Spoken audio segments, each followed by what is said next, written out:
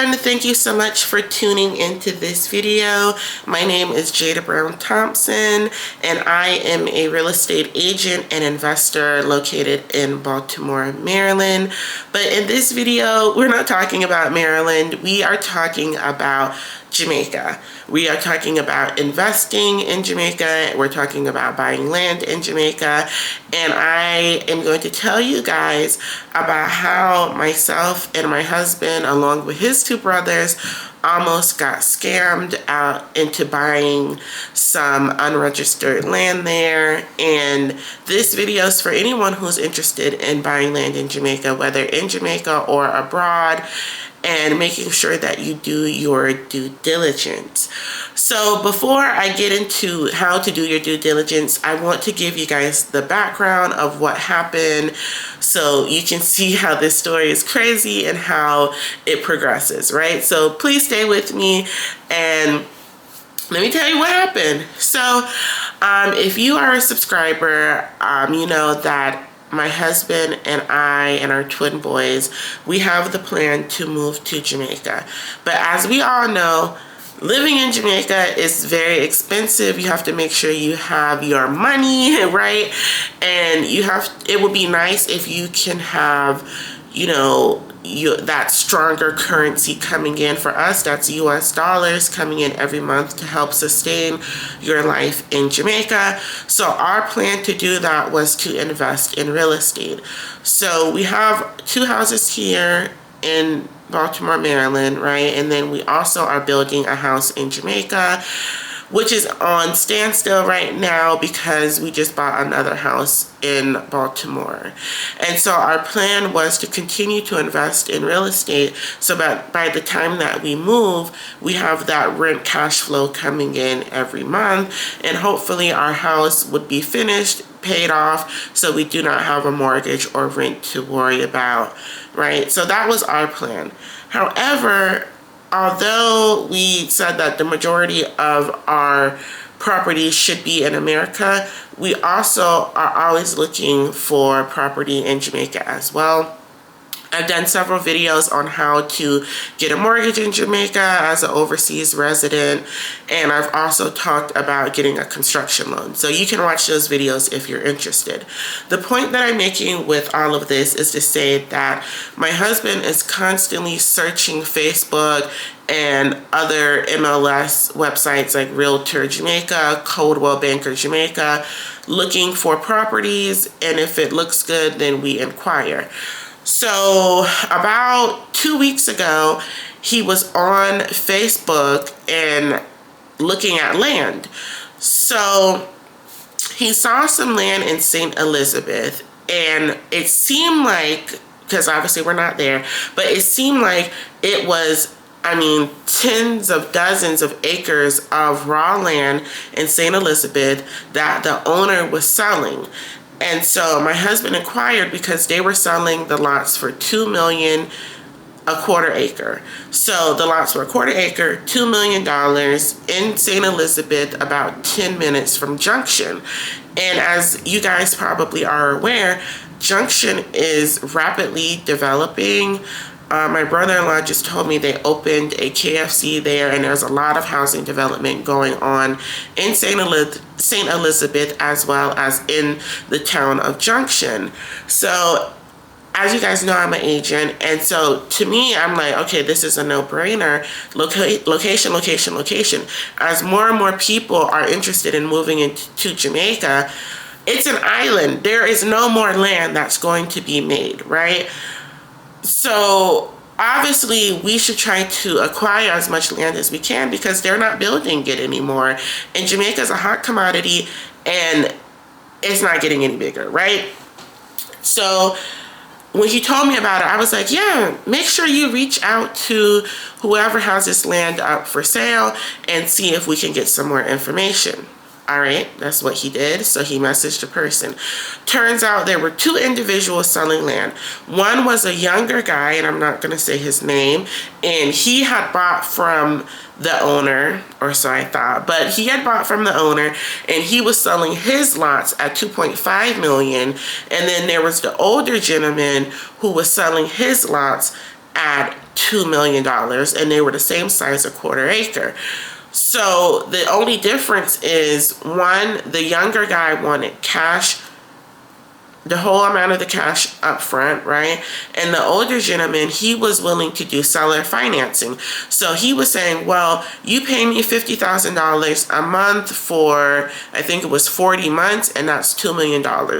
So my husband and I talked about it, and my husband was like, well, he's not charging interest, and there's only a $3,000 late fee.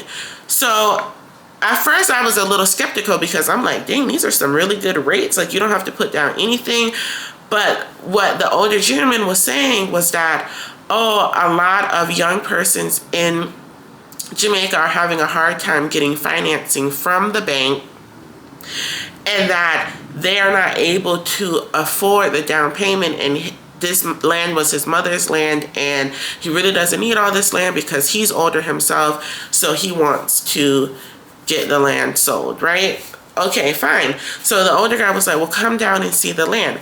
Now, my husband didn't want to tell him that he is in the DMV, like he's in the US, because he thought that would make the price increase.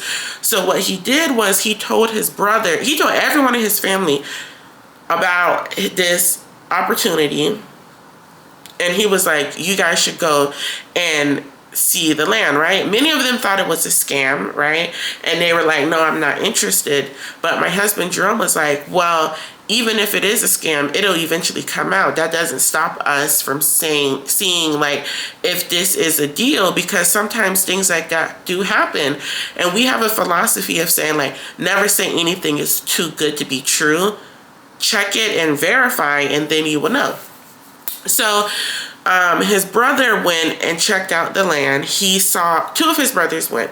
One saw the younger guy's land and wanted a piece and was willing to pay all cash. And then the other brother spoke with the older man and was like, yeah. Now, mind you, this was raw, undeveloped land, okay? The utilities have not been, the infrastructure was not there. There were no roads to get to the property. Like, they, you know, when they just push it and clear a way for you to drive, but there's no official road with like asphalt there. So there was no official road. It was 10 minutes from Junction, and it was a beautiful view. Like, from the land you could see the St. Elizabeth windmills. Like, it was a really beautiful view. But the infrastructure was not there. The guy had not contacted JPS, and there was no water, none of that stuff. But there was one building being developed on the land, as well as there was a farm there with a greenhouse. So when they inquired about like when the infrastructure would be put in, the older gentleman said, well, what we will do is, as we get money from you guys monthly from all the people who buy the land, then we will put this infrastructure there. So to me, that was a red flag. Especially, you guys know that I'm an agent here in the US. So I'm like, all of this has to be documented and written down and agreed to and signed by all parties. Because what I don't want to happen is that we buy this land and then he's like, oh, you're on your own. And now we're trying to do all of these things, right? And I don't know how that process is in Jamaica. So it's important for me to have those safeguards. So anyway, long story short, everyone was interested in getting a piece of this land. Our intent was not to build on it, but to hold it for a few years while Junction develops, and then flip the land and sell it at a higher price. And then one of my brother-in-law, his goal was to build on it because he actually lived near St. Elizabeth, and he was going to build on it and move his family there. So that was everyone's plan. Now let's get into how this quickly spiraled out of control. All right, so again, this was seller financing in Jamaica. They call this a vendor's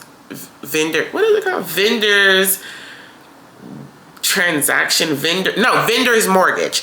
Okay, sorry. In Jamaica, they do not call it seller financing. They call it a vendor's mortgage. And that is when the seller retains the mortgage and the buyer pays the seller, right? And they do not go to like a commercial bank like Scotia or whatever. The seller retains the mortgage. So my husband contacted his usual attorney, who is a real estate attorney, and asked if she could handle this transaction. She said no because she doesn't do vendor's mortgage. Okay, fine. So then the next thing happened is that my brother-in-law went to his attorney, who was also a real estate attorney, and she said that she could do a vendor's mortgage, but that this land was unregistered land. And we were like, what does that even mean? And she was basically saying that because he did not do a subdivision properly, which means having a surveyor come out, subdivide the land, and then submit the application to the parish council, that she could not do this, right? Unless he did that. Okay, so my philosophy is always get a second opinion, because just because this attorney says that she can't do it, let's consult another one, and if the next attorney says the same thing, now we have a problem. So we went to another attorney. Now this attorney was recommended to my husband by the younger guy who had bought the land from the older gentleman, the younger guy that I told you guys about who had his farm there. This attorney was recommended by him, right? So we went to this, well, my husband went to this attorney, and this attorney said the same thing. She said, I can do a vendor's mortgage. That's not an issue. But this land is unregistered. And my husband said, okay, well, what needs to be done for this land to be registered? Because the older gentleman does have the grant of administration. Now, for those of you who do not know, the grant of administration is when a person dies intestate, which means like they do not have a will. You can then go, if you're their heir, you could then go to the court, to the Supreme Court of Jamaica, and petition for this land to go to you. So it's kind of like probate court in the US. And this is saying, hey, my mother and my father, they died without a will. I am their only child, right? I'm their heir. I'm their beneficiary. They didn't have a will. This land should be put in my name. So the Supreme Court would do their due diligence, and then they will award you with ownership of that property. So that's the grant of administration. That is what the older gentleman had. He also had a surveyor come and subdivide the parcels out, because I have the map of how the property is divided with each quarter acre lot, as well as the number that coincides with it. However, that gentleman did not go to the parish council of St. Elizabeth and turn in that subdivision plan, because it takes a lot for them to subdivide it. It's not just, oh, this is how it should be, and then that's it. You have to go to the relevant authorities, and they have to approve this subdivision as well. So the older man never did that, right? He just subdivided it himself and said, yeah, man, this is it. This is how I'm gonna sell it. And that's not how it goes. So as the attorney is explaining this process, she said, if you want to buy this land, you're gonna have to go to the parish council, have a surveyor subdivide it, and submit the application. Okay, so now this is two attorneys saying the same thing. They can't be telling us anything wrong. So my husband then goes to the owner, the older gentleman, and he told him everything that I just said in this video. Guys, this man was like, oh my goodness, this is why Jamaica can never get ahead, because they want the average man to jump through all of these hoops like you're a common monkey, but then the white man and the Chinese man can do this and that. And so to me, that was a red flag. That was a red flag. We are here conducting business, right? You say you want to sell this land, you have a buyer. My husband has bought you 3 people who are willing to buy this land for $2 million apiece. And you're here talking about the black man versus the Chinese man. That has nothing to do with it. The rules are the rules.